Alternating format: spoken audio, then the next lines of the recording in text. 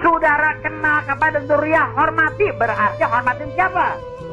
Saudara menghina kepada zuriyatul Rasul, berarti menghina kepada, lihat, siapa yang menyakiti hadratul Rasul, apa bagiannya?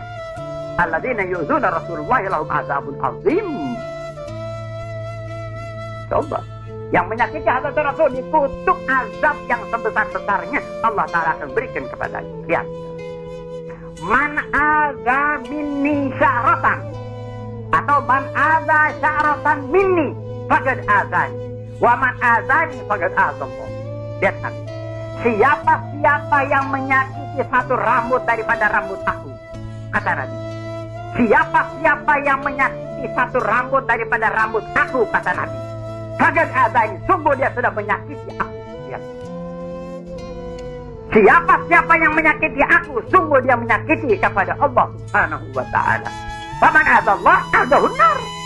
Siapa yang menyakiti Allah, berarti apa? Kesornya kan neraka, jahanam. Siapa ini rambut Rasul?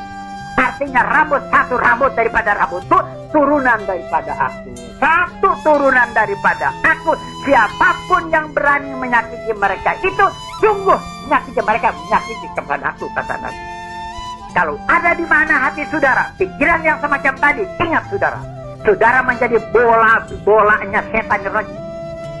Setan tidak akan diam saudara menerima hak. Setan tidak akan diam saudara menerima jalan yang baik, menjadi seorang yang muhib di ahlul bait. Tidak. Sangat syarat setan supaya saudara menjadi tentaranya setan, membantu setan, benci kepada turunan Nabi. Silakan.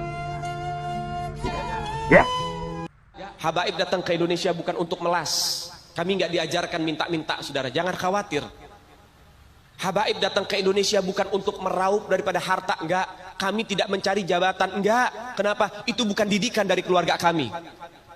Didikan keluarga kami, lihat bagaimana Al-Habib Salim bin Ahmad bin Jindan, saya punya kakek, keluar masuk penjara. Kenapa bisa keluar masuk penjara? Membakar semangat perjuangan masyarakat Indonesia untuk merebut kemerdekaan, saudara.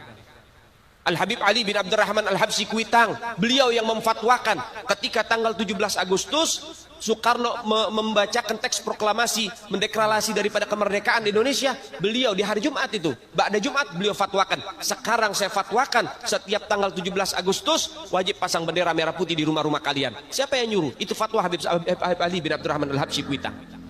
Bendera merah putih, siapa yang memberikan instruksi kepada Bung Karno untuk membuat bendera merah putih sebagai bendera Indonesia? Itu adalah fatwa Al-Habib Idrus bin Salim Al-Jufri Palu Al-Khairat.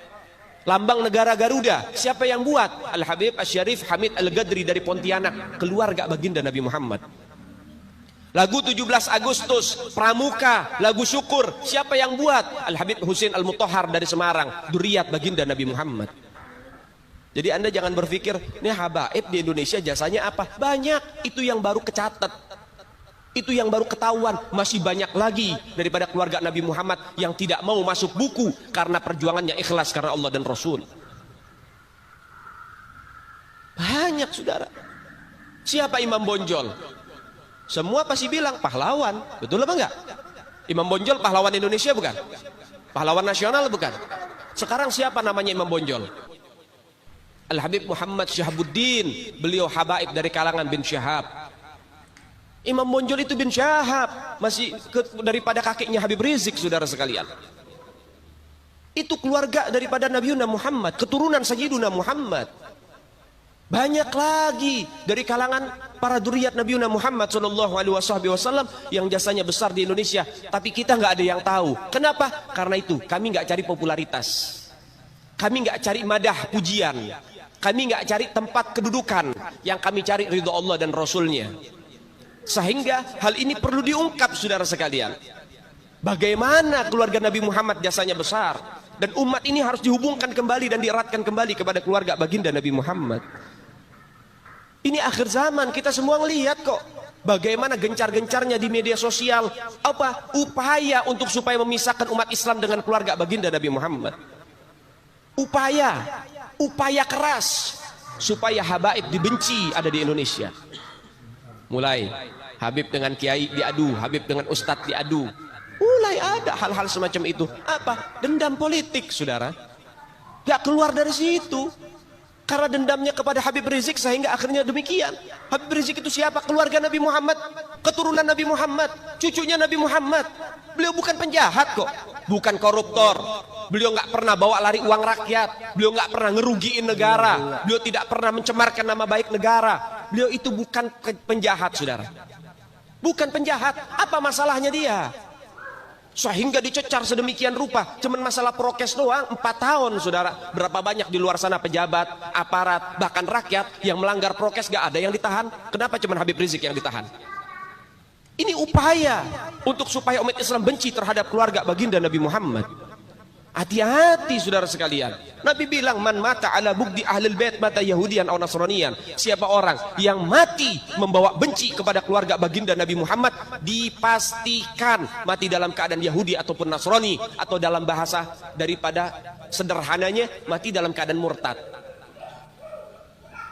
Sahabat tanya, wa in sama wa shalla ya Rasulullah, walaupun orang itu puasa, walaupun orang itu sholat, apa tetap hitung mati murtad?